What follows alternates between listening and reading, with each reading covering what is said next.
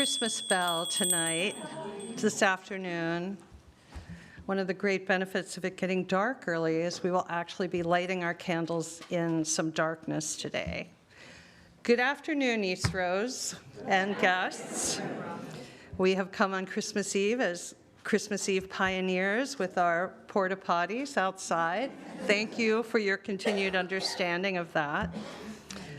I'm Rev Robin Zucker. I'm the minister here, and I welcome you to our Christmas Eve family service, Wrapped in Wonder. As you enter this time of celebration, please take a moment to ensure that your cell phone is in silent mode. We like to say that whoever you are and whomever you love and whatever you believe, we welcome you with great gladness. Truly, it is a joy to be together today, filling this place with the warmth of community and holiday cheer. Whether you are from down the street or across the country, welcome. Whether you're here every Sunday, once or twice a year, or you are here this afternoon for the very first time, we are just so glad you've come to be in what is a full room of merrymakers. For any local visitors among us, I just want to remind you that we are here all year round, holding services on Sundays at 10:30, both in person and live streamed on YouTube. And we are nurturing the liberal religious spirit here in Gresham and East Portland as a community of diverse belief and experience, united by our 7 principles and a desire to grow in love and service. If you'd like more information about Eastrose or to join our mailing list, you can go online to our website, and there are places you can do that. Sadly, we cannot offer refreshments tonight after the service the way we normally do on Christmas Eve because our building is mostly closed, but there's a whole basket of candy here, holiday-themed candy, and I encourage you to take a piece on the way out as a memento of our time together. Now come, let us behold the story which we tell again each year, and let us hear beyond the words, the story and music, those deeper human truths of love, born again and again, among us and through us, every wondrous and holy night.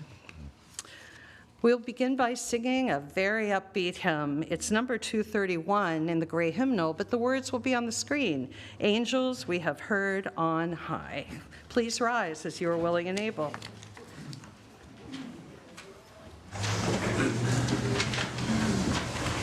I was ready to do the prelude. Number 231. We skipped the prelude.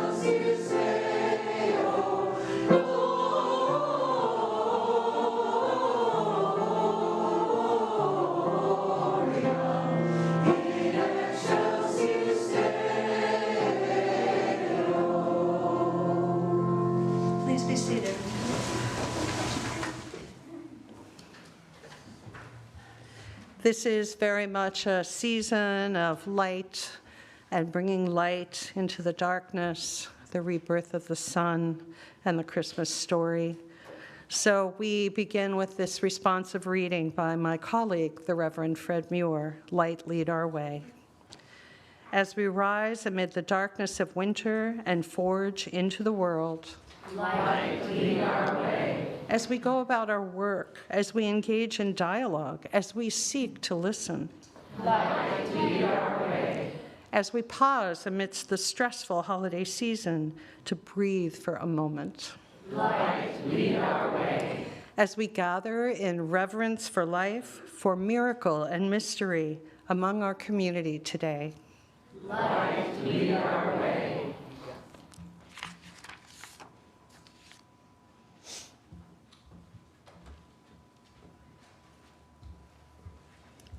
Our chalice lighter today is our own minister, Reverend Robin. I Will Light Candles This Christmas by Howard Thurman.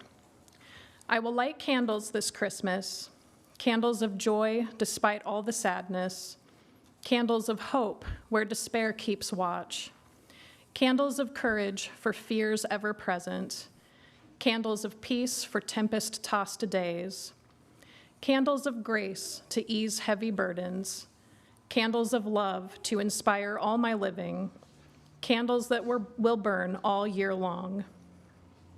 Reverend Robin will also be lighting all 4 Advent candles, which represent hope, peace, joy, and love.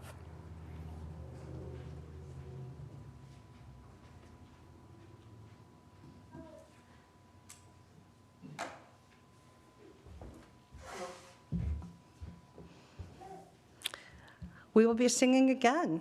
We're going to sing a lot. In fact, the whole service is singing and wonderful stories wrapped in wonder, as the title of the service indicates. So we are going to sing number 255 in the gray hymnal, "There's a Star in the East." Please rise again as you are willing and able.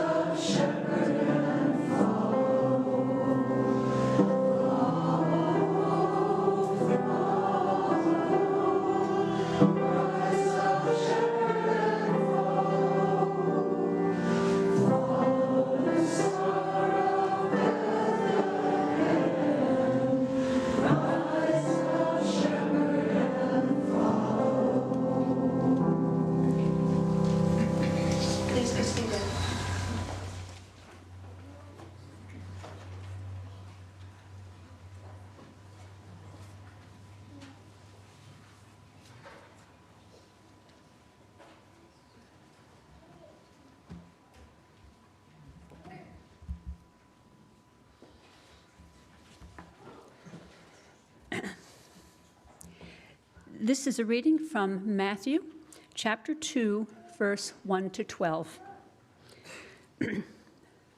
When Jesus was born in Bethlehem of Judea in the days of Herod the king, behold, wise men from the east came to Jerusalem, saying, "Where is he who is born King of the Jews? For we have seen a star in the east and have come to worship him." When Herod the king heard this, he was troubled, and all Jerusalem with him, and the assembly of chief priests and scribes of people. He inquired of them where Christ was to be born. They told him, "In Bethlehem of Judea, for it is written by the prophet." Then Herod summoned the wise men secretly and ascertained from them what time the star appeared, and sent them to Bethlehem, saying, "Go and search diligently for the child, and when you have found him, bring me word so that I may also worship him." When they heard the king, they went their way. And lo, the star which had been seen in the east before them, they followed the star that had been seen in the east before them, till it came to rest over a place where the child was. When they saw the star, they rejoiced exceedingly with great joy. And going into the house, they saw the child and Mary, his mother. And they bowed down and worshipped him. Then, opening their treasures, they offered him gifts of gold, frankincense, and myrrh. And being warned in a dream not to return to Herod, they departed to their own country by another route. Gospel of Luke, chapter 2, verses 1 through 21. In those days, a decree went out from Caesar Augustus that all the world should be enrolled. This was the first enrollment when Quirinius was governor of Syria. And all went to be enrolled, each to his own city. And Joseph also went up from Galilee, from the city of Nazareth to Judea, to the city of David, which is called Bethlehem, because he was of the house and lineage of David, to be enrolled with Mary, his betrothed, who was with child. And while they were there, the time came for her to be delivered. And she gave birth to her firstborn son, and wrapped him in swaddling clothes, and laid him in a manger, because there was no place for them at the inn. And in that region there were shepherds out in the field, keeping watch over their flock by night. And an angel of the Lord appeared to them, and they were filled with fear. And the angel said to them, "Be not afraid, for to you is born this night in the city of David, a Savior, who is Christ the Lord. And this will be a sign for you. You will find a babe wrapped in swaddling clothes and lying in a manger." And suddenly there was with the angel a multitude of the heavenly host praising God and saying, "Glory to God in the highest, and on earth peace, goodwill among all." When the angel went away from them into heaven, the shepherds said to one another, "Let us go over to Bethlehem and see this thing that has happened, which the Lord has made known to us." And they went with haste and found Mary and Joseph and the babe lying in a manger. And when they saw it, they made known the saying by which has been told concerning this child, and all who heard it wondered at what the shepherds told them. But Mary kept all these things, pondering them in her heart. And the shepherds returned, glorifying and praising God for all they had heard and seen, as it had been told them.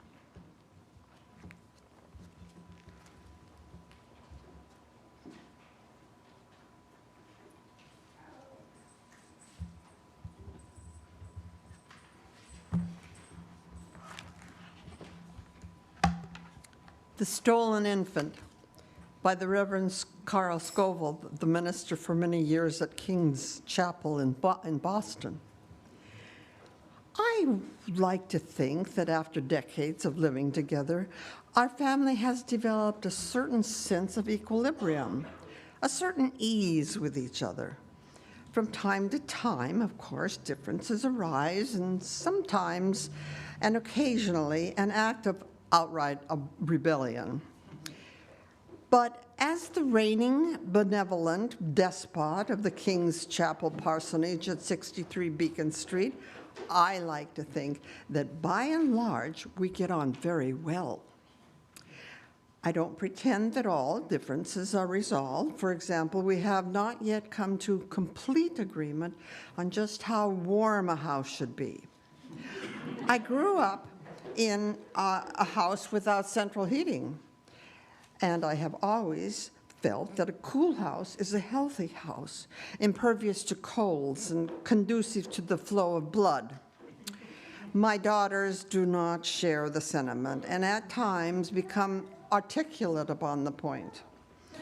Last Christmas, when I refused to turn up the heat sufficiently high to raise a winter's supply of orchids, our younger daughter declaimed, "Behold, a decree went out of Carl Augustus that all the world shall be frozen." and each went to her own room to be frozen. Nonsense, I returned. You're much better off here than if you were living in China or Russia.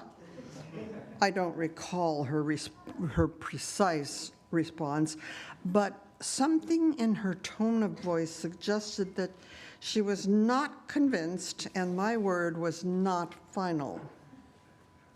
That Christmas Eve, we held our traditional services of song and scripture, but I added a new feature. On the old communion table, we placed a creche, terracotta figures of Mary, Joseph, and the child cradled in its mother's arms, shepherds, sheep, and kings as well. We had never had a creche at King's Chapel before, and I wasn't sure how people would take it. I hoped that the muted colors of these terracotta figures might soften any Puritan objections. We went through the family service at 4:30, Holy Communion at 6, and the big service at 10:30 p.m.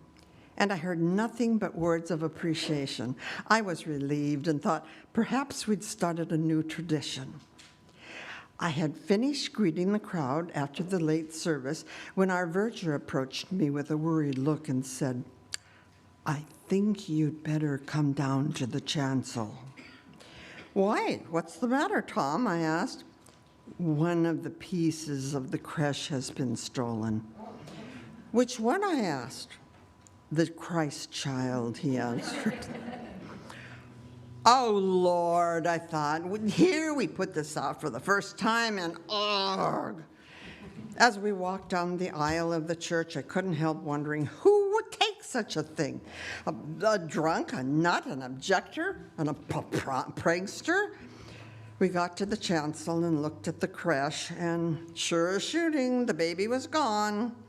I looked under the table and around the chancel floor, nothing.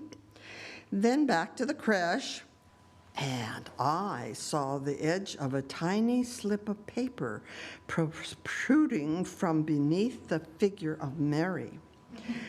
I drew the paper out and found the following message, printed neatly in pencil. "We've got Jesus. Turn up the heat at 63 Beacon Street. And you can have him back for the morning service." The heat went up at the parsonage, the infant reappeared, and everything returned to normal. Well, not quite. The benevolent despot of 63 Beacon Street sits less certainly upon his throne. That is probably not a surprise. No monarch, indeed no despot, can ever be sure of the rule when the child has been born.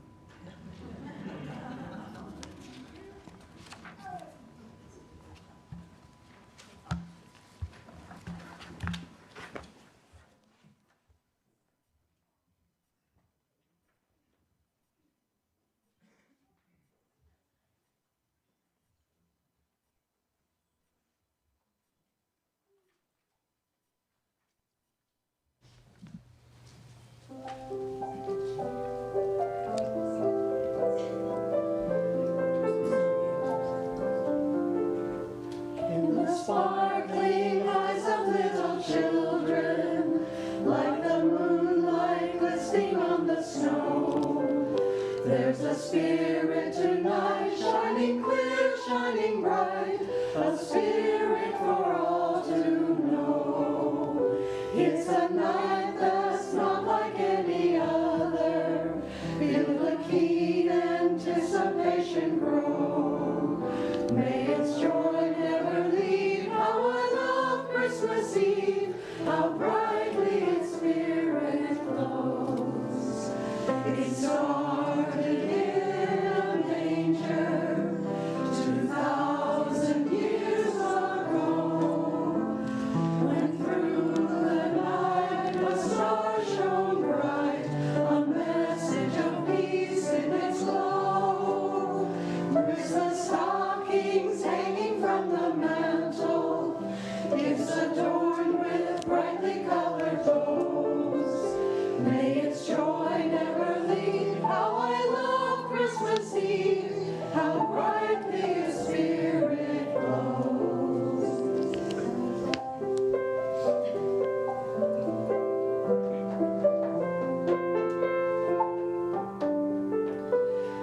As the carolers sing their special music, see their joyful faces all aglow. There's a spirit tonight, shining clear, shining bright, a spirit for all to know. It's a night that's not like any other. Feel the keen anticipation grow. May its joy never leave. How I love Christmas Eve, how brightly its spirit glows. Come celebrate the story of Mary's peaceful child, a symbol of enduring love that may be so tender and mild. May our dreams this night be filled with wonder. May the gift of love forever grow.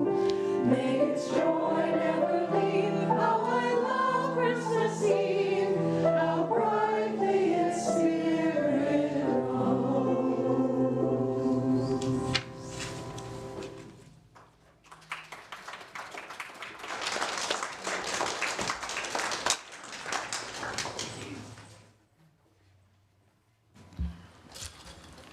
This next reading, called Santa is Real, is one that I wrote years ago when I was living in Boston.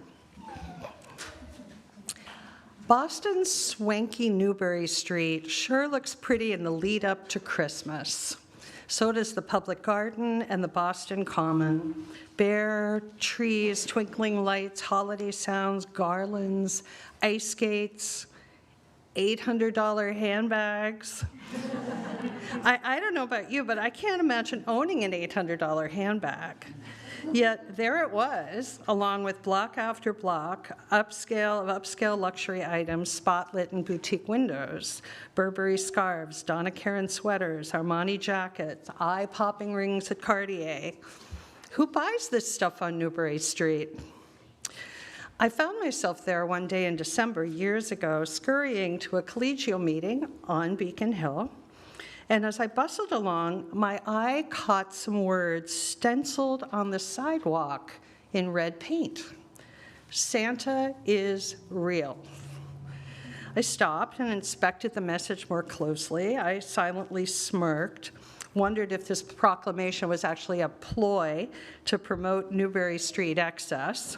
So I kept walking. On the next block, the same bold red stenciled message appeared underfoot. Santa is real. Santa is real. I smiled. Yep, you guessed it. Block after block, my feet encountered this prophecy. And actually, my spirits and my step grew lighter.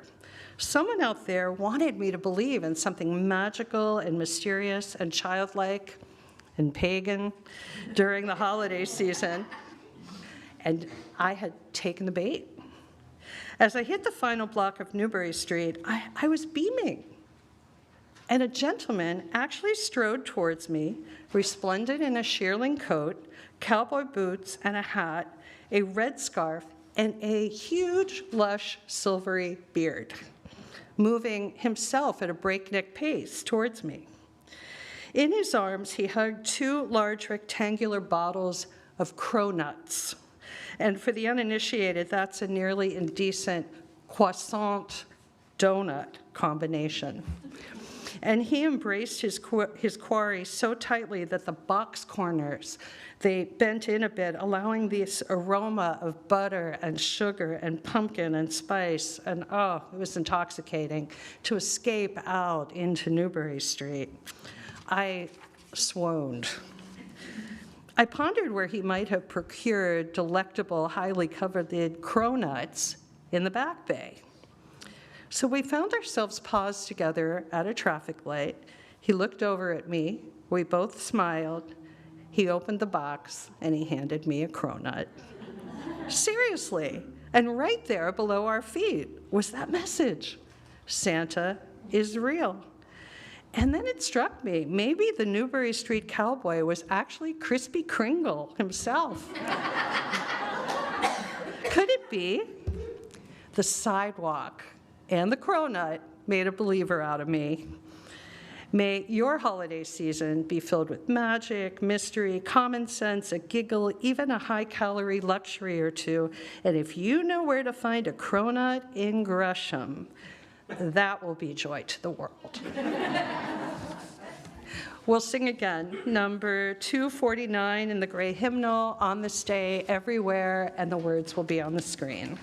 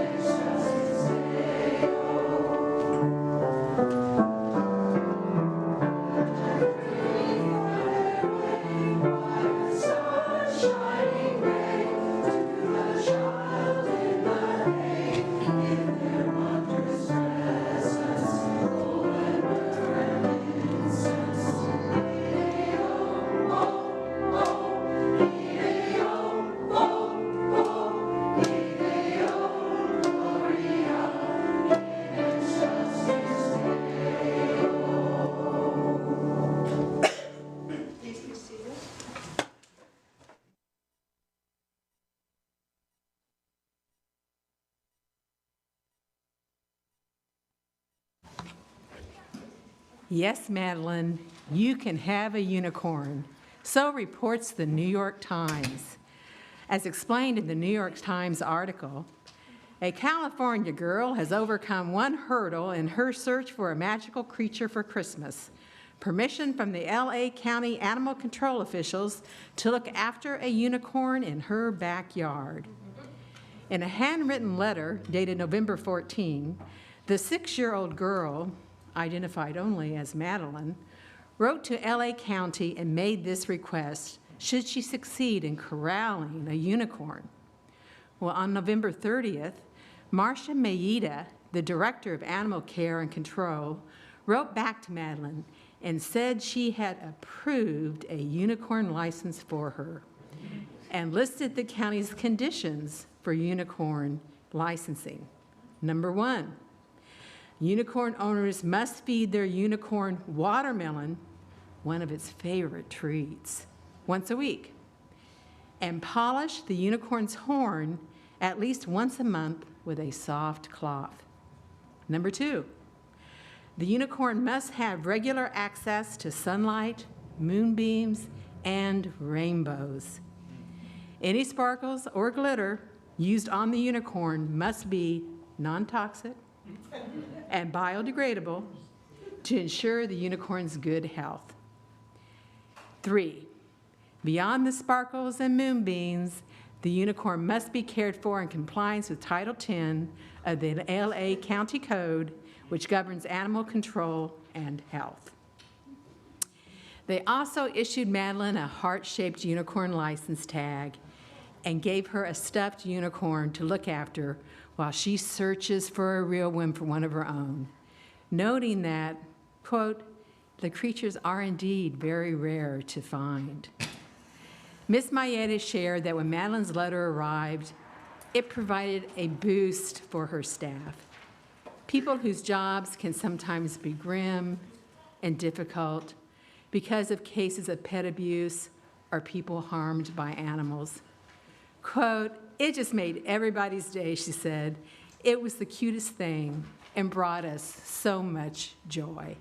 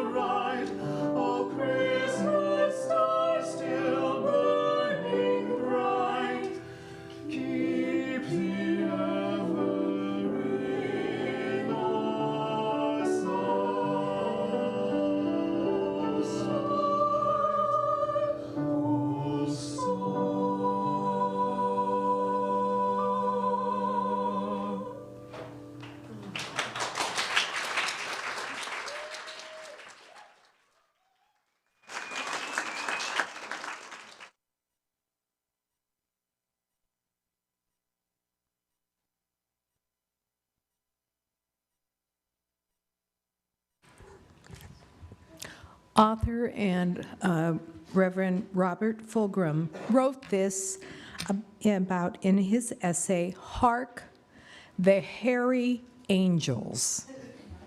He described the experience having a cold, rainy Sunday afternoon before Christmas, interrupted by a persistent knock. He assessed his own mood, bad, but at his front door is a little boy, masked by a Santa face, waving a bag and shouting, "Trick or treat!" Bemused, Fulghum digs out a dollar to drop into the bag, and the mask wearer, an Asian boy, exposes his grinning face and offers to carol. Fulghum recognizes him as a Vietnamese refugee settled into the neighborhood and remembers his name. And to Fulghum's question, "Where's your choir?" the boy answers, "I'm it." And he launches into a full-throttled rendition of Jingle Bells, followed by sounded like Hark, the Hairy Angels, and a soft, soulful, silent night. Moved to tears, Fulghum dropped another $5 into the boy's bag, then shared the candy cane that came from the boy's pocket. He concludes, who was that masked kid? Hung Duke, the one-man choir delivering Christmas door to door. Right down the chimney of my midwinter hovel comes Saint Hung Duke. He is confused about the details like me, but he is very clear about the spirit of the season. It's an excuse to let go and celebrate, to throw yourself into a holiday with all you have, wherever and whoever you are.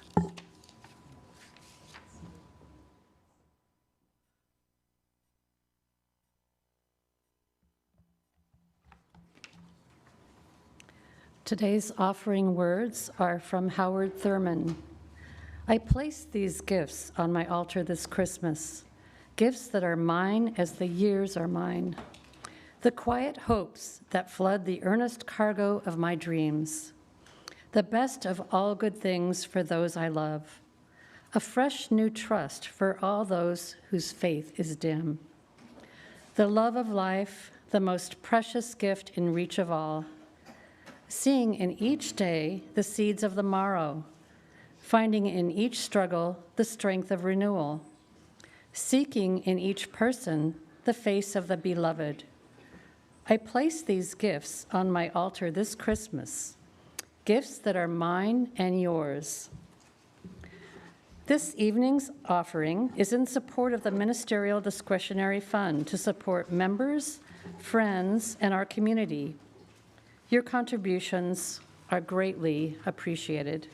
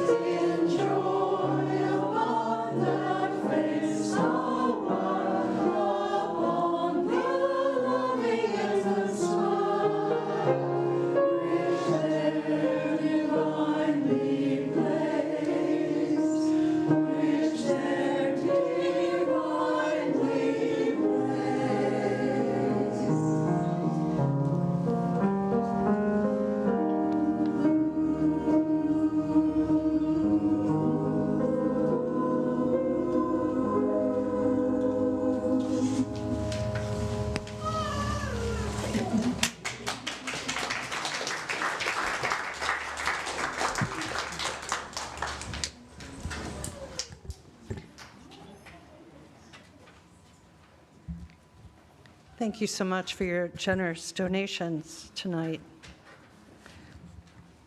I know many people come to Christmas Eve to sing and be together and to light candles and sing Silent Night. It's such a highlight for people every single year, and we will be doing that in a moment. But first, we're going to light our candles.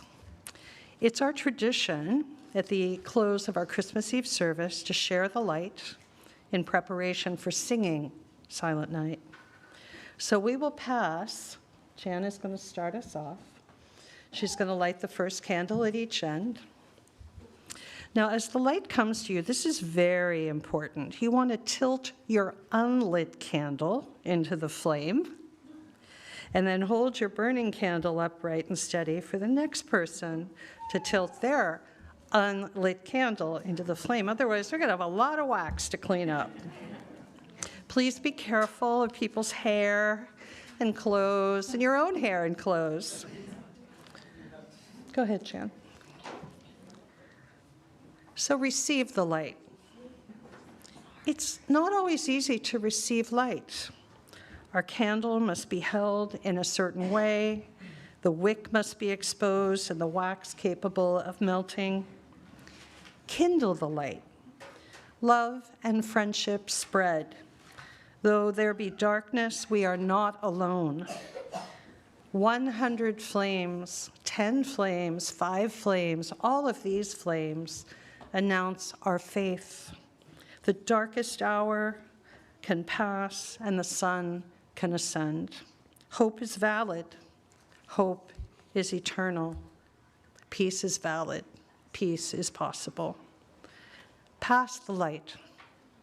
It's not always easy to pass the light. Our candle must be held in a certain way. The wick must be burning and our wax melting. Stand together in the light. In sharing, we find our candle does not go out, it flares.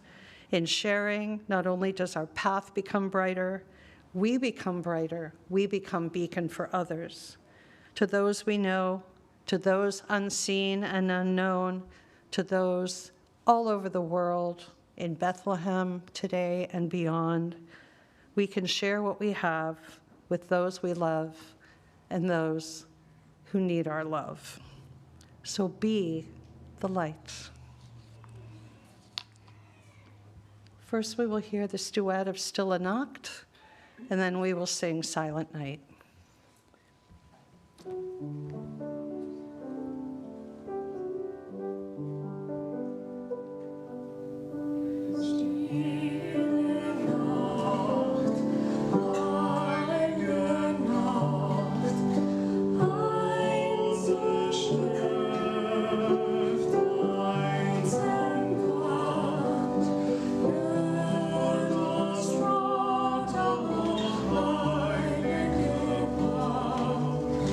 Oh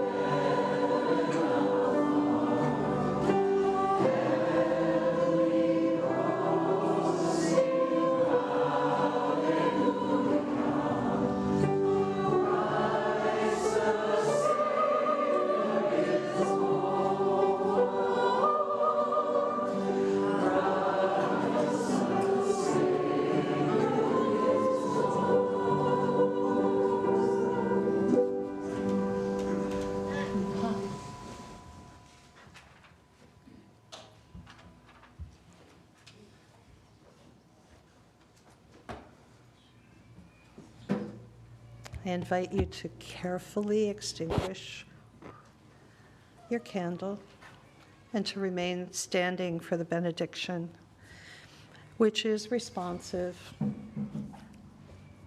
Also, something I wrote for another Christmas Eve. Remind us to shine. In this season of sacred hymns and rousing carols, how can we keep from singing? Spirit of life, remind us to sing. In this season of celebrations and joy where there is still plenty of loneliness and despair behind the tinsel, how can we keep from caring? Spirit of life, remind us to care. In the season of miracles, when a bright red ribbon of mystery is wrapped around this gift we call life, how can we keep from wondering? Spirit of life, remind us to wonder. In this season of anticipation and magic, when children's faces beam like northern lights, how can we keep from laughing? Spirit of life, remind us to laugh. Yes.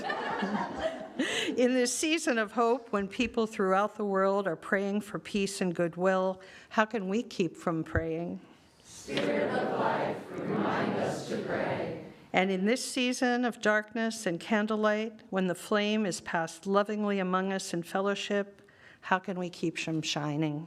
Spirit of life, please keep our candles lit throughout the coming year and remind us to shine. Let us all say, welcome Yule. Welcome Yule. Peace on earth, goodwill to us. Hope to see you all in the new year. May it be merry and bright for all of us here and around the world. Blessed be.